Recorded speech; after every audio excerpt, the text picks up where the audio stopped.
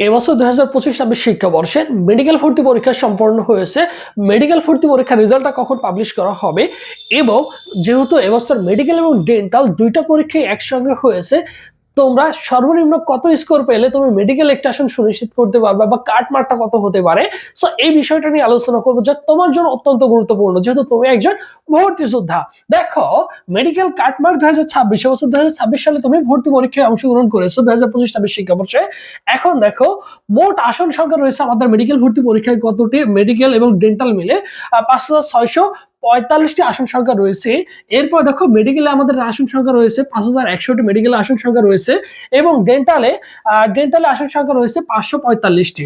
এবং রেজাল্ট দেখো, তোমাদের মোটামুটি 72 ঘন্টার মধ্যে তোমাদের মেডিকেল রেজাল্টটা কিন্তু পাবলিশ করা হয়ে থাকে। বিগত বছরগুলোতে এরকমটাই দেখা গেছে, 72 ঘন্টার মধ্যে তোমাদের মেডিকেল ভর্তি পরীক্ষার রেজাল্টটা কিন্তু পাবলিশ করা হয়েছে। সো এখানে কিন্তু আরো কিছু আসন সংখ্যা থাকে, সেটা হচ্ছে তোমরা সকলেই জানো, যারা কোটা রিলেটেড বিভিন্ন কোটা কিন্তু অনেকগুলো আসন সংখ্যা থাকে। সো ওটা নিয়ে কথা বলবো না, জাস্ট এইটুকু আমরা সকলেই জানি। এখন কথা হচ্ছে যে ভাইয়া, এখন আমরা যখন চয়েস দিয়েছিলাম তখন কি ছিল, আমাদের সরকারি মেডিকেল কলেজ কয়টা ছিল? 37টি সরকারি মেডিকেল কলেজ ছিল। এরপরে আমাদের 9টি ডেন্টাল কলেজ ছিল। এইগুলো হচ্ছে আমাদের কি এরকম, দেখো, কাউকে বলা হয়েছিল কেউ যদি মনে করে সবগুলোই মেডিকেল কলেজ চয়েস দিতে পারবে, আবার কেউ যদি মনে করে শুধু ডেন্টাল কলেজ চয়েস দিতে পারবে সেটাও দিতে পারবে।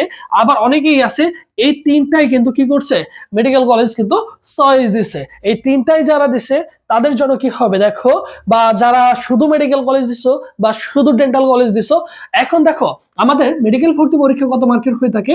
আমাদের মেডিকেল ভর্তি পরীক্ষা আমরা সকলেই জানি 100 মার্কের পরীক্ষা হয়েছে। এবছর কিন্তু আমরা 15 মিনিট বেশি সময় পেয়েছি। সো এই 15 মিনিট বেশি সময় পাওয়ার কারণে আমরা কিন্তু অনায়াসে কি করতে পারছো, তোমরা কিন্তু এবছর সুন্দর করে গুছিয়ে আনসার করে আসতে পারছো। এরপর দেখো এমসিকিউ।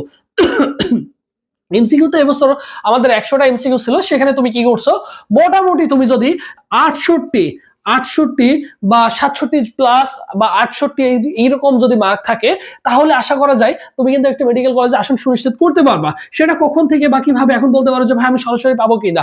এখন দেখো, এই রেঞ্জের যদি মার্ক থাকে, যেহেতু এটাকে কাট মার্ক বলা হয়, সর্বশেষ যে ব্যক্তি চান্স পায় সেটাকে বলা হয় হচ্ছে কাট মার্ক। সো সেই ক্ষেত্রে দেখো, এইরকমটা 168 প্লাসের কাছাকাছি মার্ক হলে মোটামুটি তুমি আশা করা যায় যে তুমি হচ্ছে মেডিকেল অথবা ডেন্টালে কিন্তু একটা আসন সুনিশ্চিত কিন্তু করে নিতে পারো। ঠিক আছে, অনেকের টার্গেট থাকবে যে সরকারি মেডিকেল, ঠিক আছে, অনেকের টার্গেট থাকবে হচ্ছে সরকারি মেডিকেল। কোনো কারণে লাস্টের দিকে পজিশন এসে দেখা যাবে সে অনেকেই আছে কি করবে না, ডেন্টালে দেখা যায়, ডেন্টাল যেহেতু 9টা কলেজ রয়েছে, আর ডেন্টালে অনেকেই তাদের মন চায় না যে ডেন্টালে পড়াশোনা করবো। সো সেই ক্ষেত্রে দেখা যাবে কিন্তু তুমি অনায়াসে কি করতে পারো, লাস্টের দিকে এসে তোমার দেখা যেতে পারে ডেন্টালে তুমি কিন্তু এবছর কি করতে পারো 168 প্লাস বা 167 প্লাস এরকম মার্ক নিয়ে থাকার চান্স পাওয়ার সম্ভাবনা কিন্তু থাকবে, পসিবিলিটি থাকবে। কারণ তুমি চিন্তা করে দেখো, এখানে পজিশন কত রয়েছে, 5,600, 5,600 কত আছে দেখো, 45, 5,645, ঠিক আছে।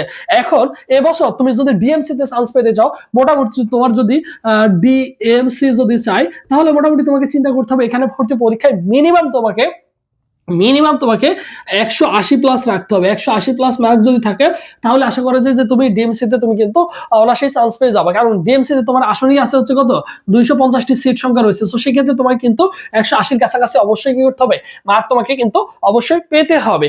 ঠিক আছে, এখন যারা এর চেয়ে কম পেয়েছো, এগুলো নিয়ে হতাশ হওয়ার কোনো কিছু নেই। তোমার যে নেক্সট টার্গেট, অবশ্যই তোমার প্ল্যান বি যেটা আছে, অবশ্যই সেটা তোমার কাজে লাগাতে হবে।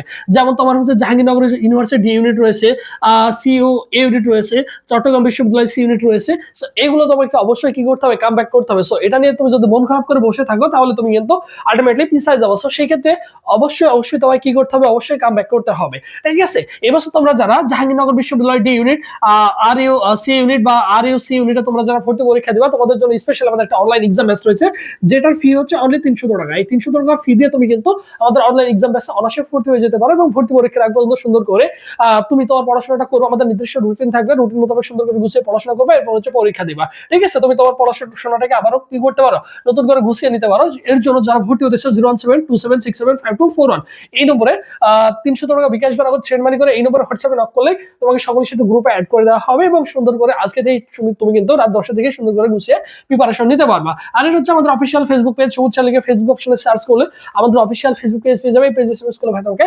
রেসপন্স করবে। সো এক কথা আমরা বলে রাখতে পারি, কারণ এখানে আসন সংখ্যাটা কিন্তু কম না, তুমি চিন্তা করো এখানে হিউজ পরিমাণ কিন্তু আসন সংখ্যা রয়েছে।